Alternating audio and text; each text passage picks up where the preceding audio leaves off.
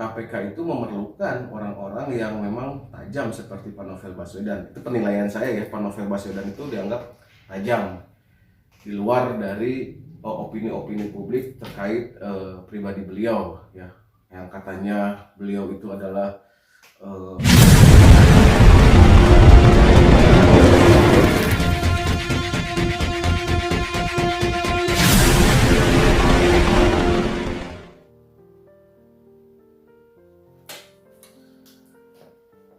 Assalamualaikum warahmatullahi wabarakatuh. Saya Fajar Budi Wibowo, Koordinator Umum Koordinat Nasional LSM Kompas.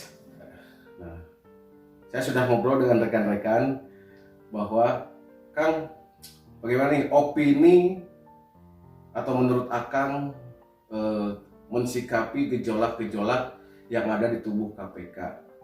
Kalau menurut saya itu sangat baik ya, di KPK diadakan tes wawasan kebangsaan. Terlepas dari ada atau tidaknya aturan itu, dan memang itu sebetulnya penting untuk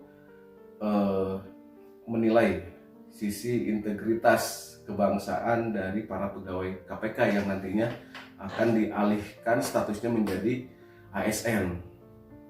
Nah, di bulan Maret sampai April kemarin di 2021 KPK sudah menyeleksi, dan hasilnya katanya, yaitu sumbernya ini dari mana saya pun tidak terlalu mengetahui, yang menyebarkan data itu dari mana. Katanya 1.274 pegawai KPK dinyatakan lolos, 75 orang dinyatakan tidak memenuhi syarat atau mungkin bisa diberikan tanda kutip tidak lolos, dan 2 orang katanya tidak mengikuti. Nah, dari 75 orang yang dianggap tidak memenuhi syarat ini, salah satunya adalah Bapak Novel Baswedan, yang kalau menurut saya beliau seleb di KPK itu sendiri ya. Beliau dengan pergerakannya, dengan kasus-kasus yang ada, menjadikan seolah-olah beliau itu memiliki kekuatan yang memang perlu diperhitungkan. Mungkin dari sisi kejujurannya, dari sisi integritas dan lain sebagainya. Yang saya heran itu kenapa Pak Novel Baswedan, Pak Yudi bisa tidak lolos, yang notabene Pak Novel Baswedan itu kan lulusan Akpol. Ya, beliau adalah perwira polisi sebelum bergabung di KPK. Dan itu menjadi salah satu pertanyaan di benak saya. Dan saya tidak yakin kalau Pak Novel Baswedan itu bisa tidak lolos dalam tes wawasan kebangsaan. Dan ini cukup menimbulkan polemik. Nah, terus saya sebetulnya tidak setuju ketika Pak Novel Baswedan ini dikeluarkan dari KPK, karena itu bisa menjadi suatu kekuatan sebetulnya untuk KPK itu sendiri. KPK itu memerlukan orang-orang yang memang tajam seperti Pak Novel Baswedan. Itu penilaian saya ya, Pak Novel Baswedan itu dianggap tajam di luar dari opini-opini publik terkait pribadi beliau ya. Nah, kembali lagi pada ketidaklulusan dari Pak Novel Baswedan ini, ternyata beliau melakukan perlawanan, dan itu sangat baik. Perlawanan yang ditempuh yaitu dengan melaporkan ya ke badan pengawas, terus turun tangannya MK, bahkan sampai Presiden Jokowi. Presiden Jokowi itu pada akhir-akhir kemarin menyatakan bahwa sejatinya seleksi KPK itu tidak untuk mengikis personil yang ada, tetapi kalau toh memang kurang, mungkin bisa dilakukan penajaman terkait wawasan kebangsaan pada sesi kedinasan. Dan saya setuju.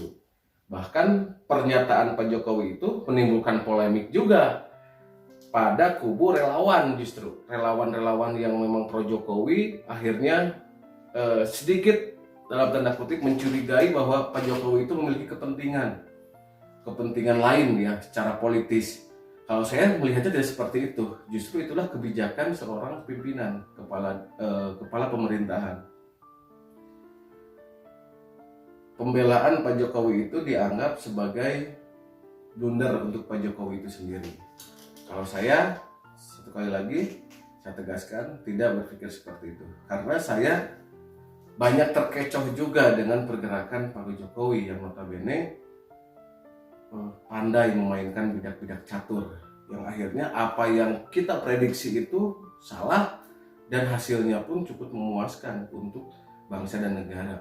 Ya, nah, salah satunya pembubaran HTI pada era Jokowi, pembubaran FPI pada era Jokowi, dan saat ini pun saya rasa KPK masih memerlukan Novel Baswedan, terutama dalam mengungkap kasus-kasus besar. Pak Novel Baswedan lalu mengungkapkan masih ada kasus-kasus besar yang sebetulnya perlu peninjauan lebih lanjut agar kasus itu terungkap, dan itu sangat menguntungkan dari sisi pemerintahan agar betul-betul Indonesia terlihat konsen memerangi korupsi. Nah, Novel Baswedan sendiri bicara bahwa apa yang dia ketahui bahwa kejadian Menteri Sosial yang tertangkap tangan oleh KPK itu bukan hanya terjadi, atau korupsi bansos itu bukan hanya terjadi di DKI saja, tetapi terjadi di seluruh Indonesia.